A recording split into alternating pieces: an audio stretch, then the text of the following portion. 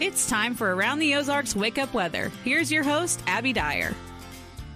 Good morning, everybody, and happy Tuesday. We are in for another beautiful day in the Ozarks. I get really good news to deliver to you this week because we are dealing with temperatures that are seasonal, even a little bit below in some cases. That was the case around the area yesterday on Monday, but boy, morning temperatures are so enjoyable, aren't they?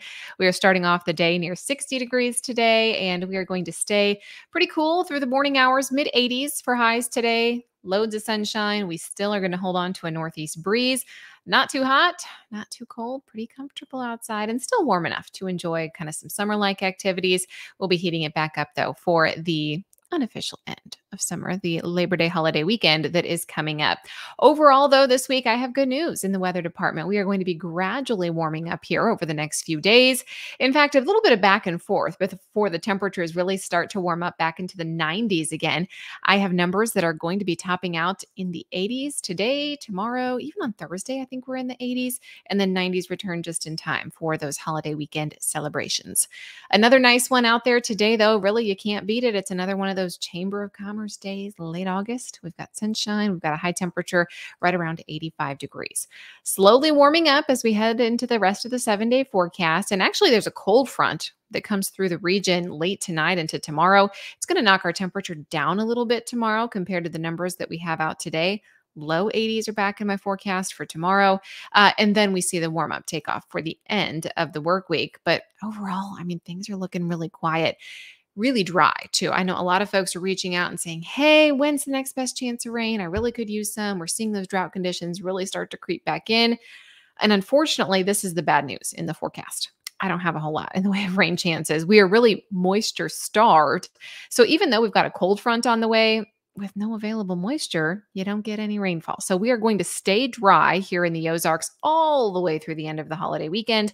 And then hopefully we can get a couple of small isolated chances to return in the forecast. That looks possible in the long range charts for next week. Still doesn't look like a lot. I don't want to get your hopes up, but we're going to stay dry in the forecast at least through the holiday weekend.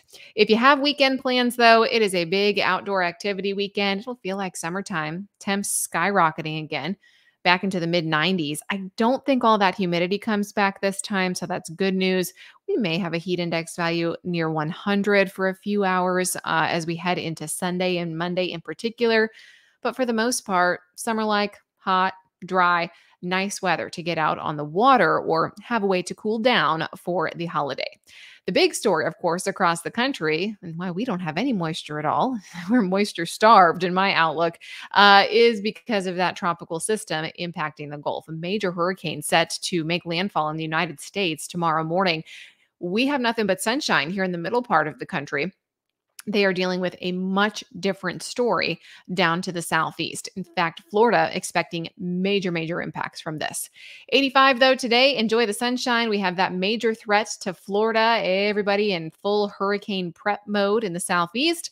Idalia has rapidly intensified today, already making its way to hurricane status. That's only going to strengthen. I told you yesterday, the waters in the Gulf are warm. I mean, okay, warm is like not strong enough of a word. They're hot.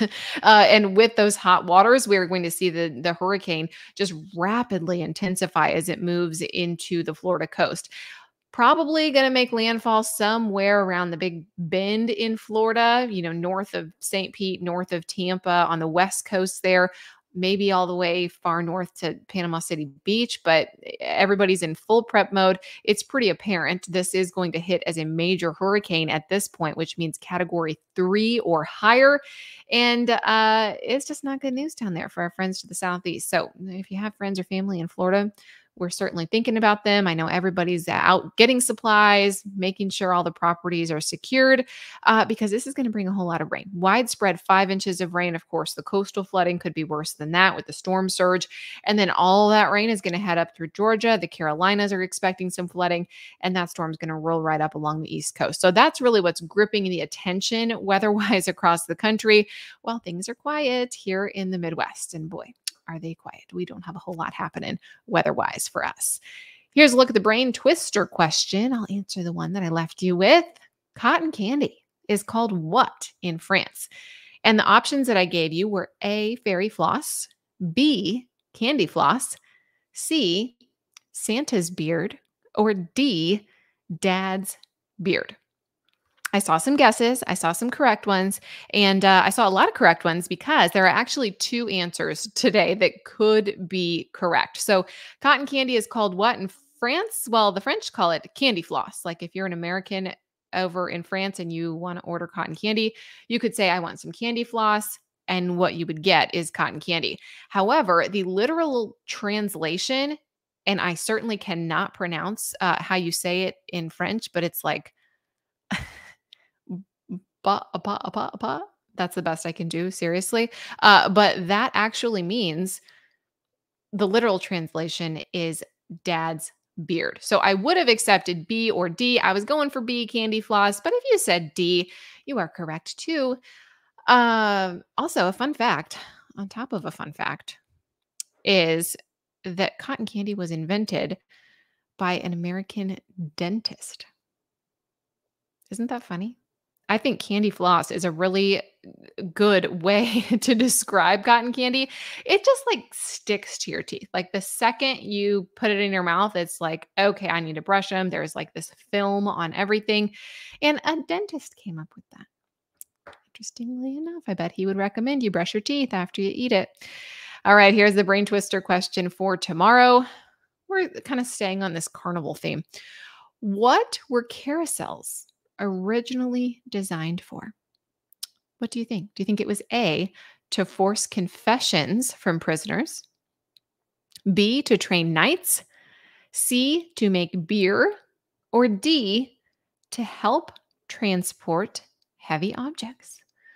Let me know what you think. You can do that over on the Around the Ozarks Facebook page. Oh, and before I let you go today, I want to say a big congratulations to our winners from last week's Chiefs raffle.